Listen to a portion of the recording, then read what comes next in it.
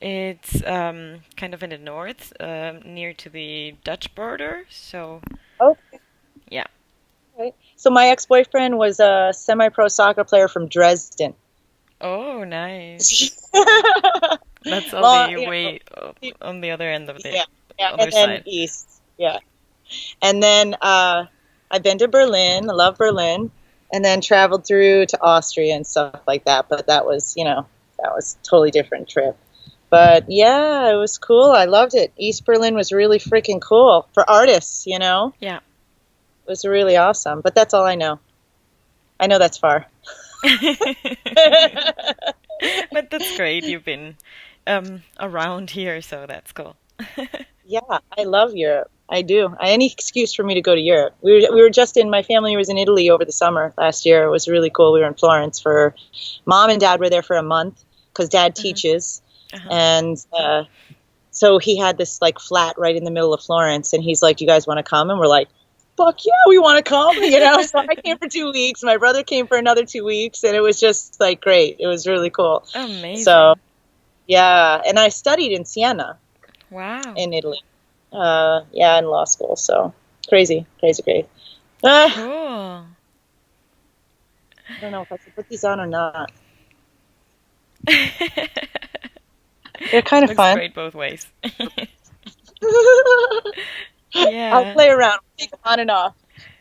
Great. So should we start? I'm getting good volume levels, so Yeah, sure. cool. So, hello and welcome to another Metal and High Heels interview. This time I'm talking to Annamaria Pina from VAJRA. I hope I'mVaj- pronouncing VAJRA? Yeah, Oh, nice. How are you doing today? I'm well, thank you. I'm very well. I'm relaxing in my parents' house up in the country in upstate New York, so it's right, quite beautiful. It Thank God we have is. a nice day. It looks amazing. Yeah, you just we just went right into my first question. The name of the band is a Buddhistic ritual object, if I'm correct, and Yeah, you seem to be spiritual. Is that right? it's so. Yeah, so I have a few things I can say about that. My dad was a monk, so before he met my mom, so we were kind of raised. We weren't. He was like a Catholic monk. He was a Marist brother, and so, but he left the church formally, and so we never really went to church. He would always teach us that we could we could find our God. We could be close to our God wherever we were, and Yeah. so it was more of a spiritual teachings as opposed to religious, like dogmatic teachings, Hmm. and. And I had always been interested in the Tibetan stuff, the Tibetan culture, and the Buddhist religion, but I really didn't know much. And I did travel to Tibet for a while. I went for like a month, and I loved it. And it was an amazing trip for me. It pulled me out of. It was the first time I'd been to Asia, and it kind of pulled me outside of. It opened so many new doors of in terms of ways of existence, of ways of seeing things, ways of living, Hmm. you know, and and I knew that I wasn't really fully processing everything that I was seeing and experiencing because it was just so much and it was so new and it was so very different from everything. Europe is one thing, being an American and going to Europe is one thing, but Hmm. going to Asia is a different thing, Yeah. Okay. and so it was a great trip for me, and I wanted to be back, and I wasn't sure when. And I have Indian friends, and I had gone and I went eventually to live in India for some time. I'd visited India, and again, I felt like I was home, and I knew I'd be back. And then a few months later, I went back to live for several years. So Okay. the Vajra came about because I had had a dream, and it was like a self-exploratory dream and in the dream, it actually was a triangle was the shape, and it had swirling colors. And what it meant to me was the ultimate truth of the universe, kind of I was able to acknowledge that there was an existence greater than myself, deeper than my ego. Mm-hmm. And when I was getting a tattoo, I didn't want to get a tattoo of a triangle, of a pyramid or anything. So I wanted to get something that represented that. And I had done some research, and the double Vajra was what it was. It was the ultimate truth of the universe. It's Tibetan Buddhist, and it's also Hindu. And in Tibetan, it's called the Dorje, but it's the same concept. It's the thunderbolt or the diamond. It's that which breaks through everything. It's like the ultimate truth of the universe manifested in a symbol that we can understand, because we'll never really understand what that is. Mm-hmm. And so when I was researching band names, and I was like going through the list and going through so many different cool names, it just kept coming back down to the Vajra, because to me, this experience, for doing this art and making this music and everything else that comes with that, writing the lyrics and the hardships that we face and being on the road and the performance and everything, is all helping me dig deeper outside of my ego into that other space. And in order for me to be honest in my art, I have to get there first. So I just said, the name of this band has to be Vajra. Wow. Long-winded answer. No, that's amazing. It was really, really interesting. So I guess all of that also transfers into the music and the lyrics. Do you write a lot about spirituality? I have all my lyrics on online, so you can take a look on them. Spirituality is such a general thing, so it's hard to. I don't know if I would answer that by saying yes. I would say that it's very introspective. What it is it's like shining a light on certain areas of what I might be experiencing at the time, and trying to understand where I'm at, how that relates to other things. And, I don't know, is that a spiritual endeavor? I guess, if you're Sure. trying to dig deeper into things, you're trying to uncover, closer in the mandala, in the circle, to the center of what's really happening. So I guess maybe you would say that, but it's something deeper than just a surface and going out and partying. And there's nothing wrong with writing lyrics about that. It's just not what I'm really interested in doing. Mm-hmm. So Okay, tell me a little bit about your stage clothes. Do you do them yourself? I put them together myself. Some things I sew and create. Some things I mix and match pieces that I find. I think it's a big part of the show, and I think it's a big part of me. My presentation of the music and the physical manifestation of what we're about. So I like to arrange certain things. So certain things I might create the accessories. I might, like I said, one costume I sewed, and then I had to paint certain things and put them all together. Some things I have bought. This last costume I purchased. It was already sewn and put together. So it just depends on where I'm at and how much time I have before I'm starting the tour. And if I'm booking like a 30-day show, a 30-day tour, and I'm like, oh shit, what am I gonna do about my costume? Let's find something that's a little bit easier to put together.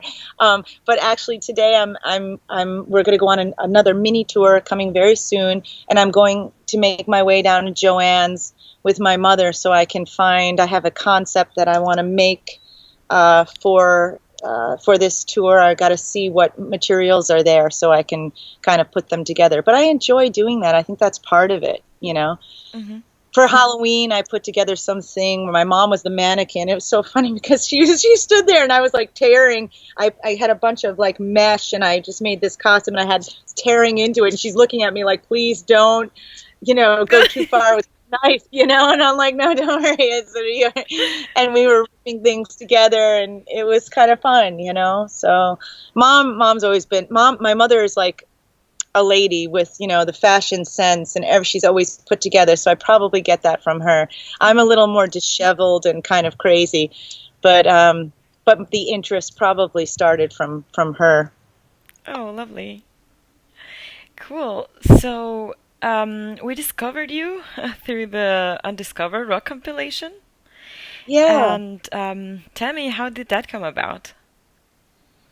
We worked with Jeff on another project, and he contacted us and asked us if we were interested in being a part of this. And I was like, of course, anything, that is a good project. And he's a great guy, and you know, super hooked up, and just really diligent, and cares about indie artists and does a lot to help indie artists. So we were like, yeah, we definitely want to be a part of that. So. Yeah, so that he approached us, and then he's asked us to do a show in June at the Knitting Factory with a couple of the other artists that are on I think the compilation. So Yeah, it's really awesome. cool. Yeah. Yes, I just saw that on your Facebook page that City of the Week is going to play with you that night as well. Yeah. And yeah, we I just talked to Steph last week, I think, and that interview is already on our YouTube channel. Cool. So that was a very interesting conversation as well, and we talked about day jobs as well. What do you do Ah. for a for a living? Oh, it's kind of boring. I work in an office in New York City. Mhm. It's very boring. But it's a job and it pays the bills, you know what I mean? We do what we have to do until we can start, turning things and making money through our art, which always seems to be like a feat for us. I don't understand why a premium is not put on the art and the artists, Mm, but it is what it is right now, I suppose. yeah, yeah. Well, and I guess there are more boring things than working in New York City. It's kind of cool, yeah. When you walk out on the streets, it's always like something's going on, Yeah. something crazy and something fun. And then they've got great food trucks and really great eateries for lunch. So, Mm. that's cool. Yeah, it is. I just watched your music video for Inside the Flame, and Yeah. it's got this concept, so like a silent movie. What was the inspiration, the idea behind that? We worked with a filmmaker from the city who is a friend of a friend. His name is Jordan Stone. He's amazing, super creative, and had this silent. He had this. I don't know if it was silent, but he had this footage that he shot.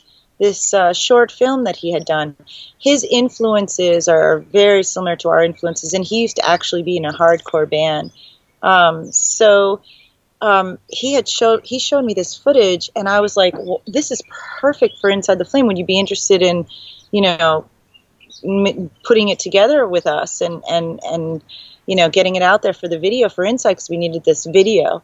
And he was, extremely amenable. So we put that together. And I think he had edited the first one, but then the radio edit of the song that we did, we shot some extra footage and kind of put that together Hmm. ourselves with the footage that he had already prepared. But his footage is just amazing. He's just super creative and an amazing filmmaker. So we hope to work with him again in the future. It's just a crazy, sick story, and he shot a lot of the footage here in the Hudson Valley, where I grew up, because we grew up in Hmm. the same area. Okay.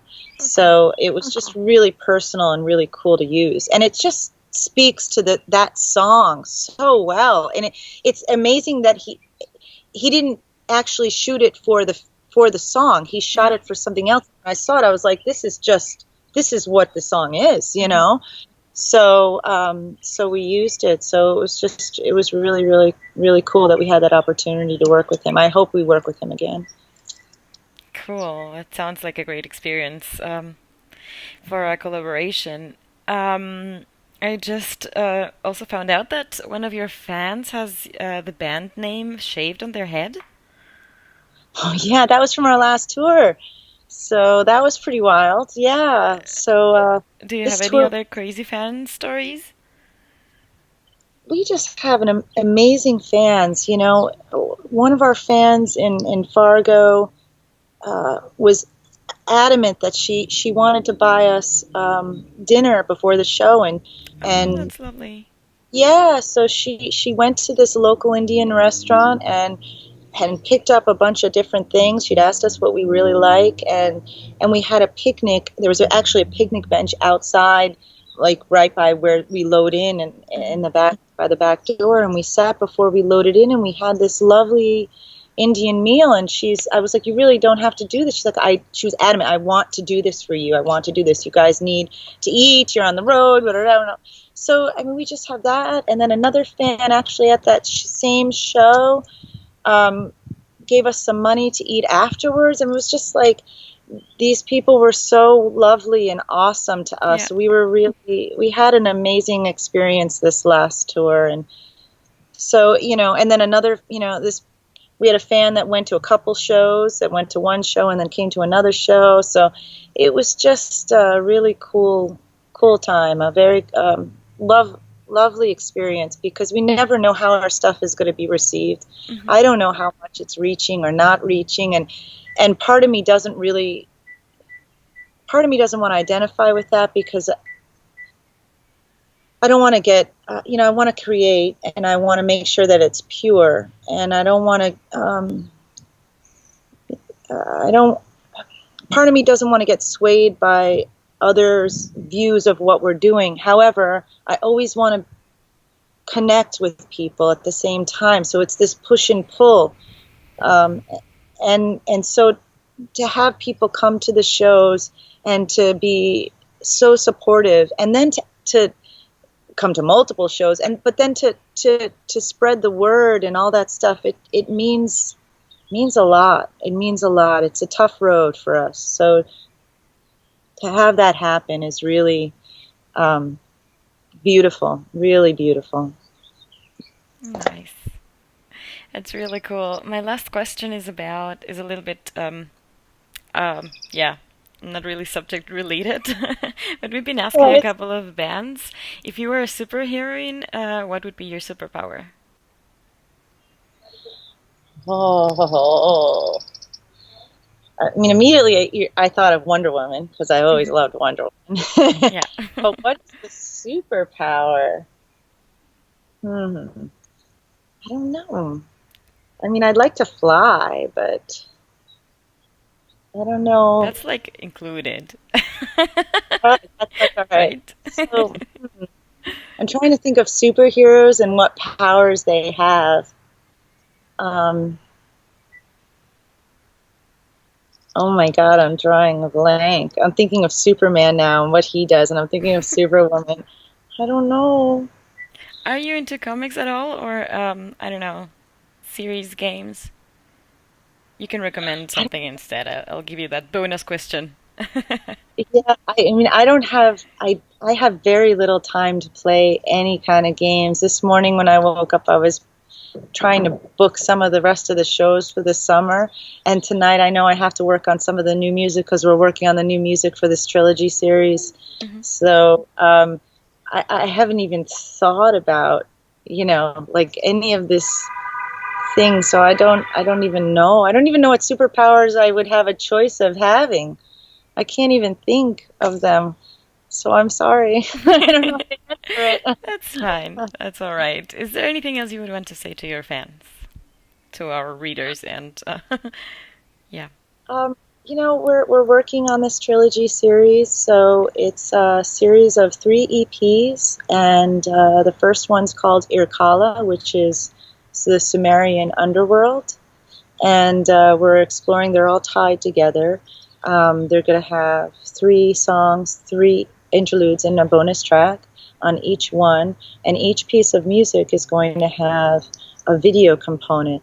At the release of the third EP, we're going to fit all of the video and all of the music together in a movie and release that. We don't know how Wow. that's going to happen. Yeah, it's quite That's ambitious, a big, right? We're yes, a big like, project, yeah. what are we doing?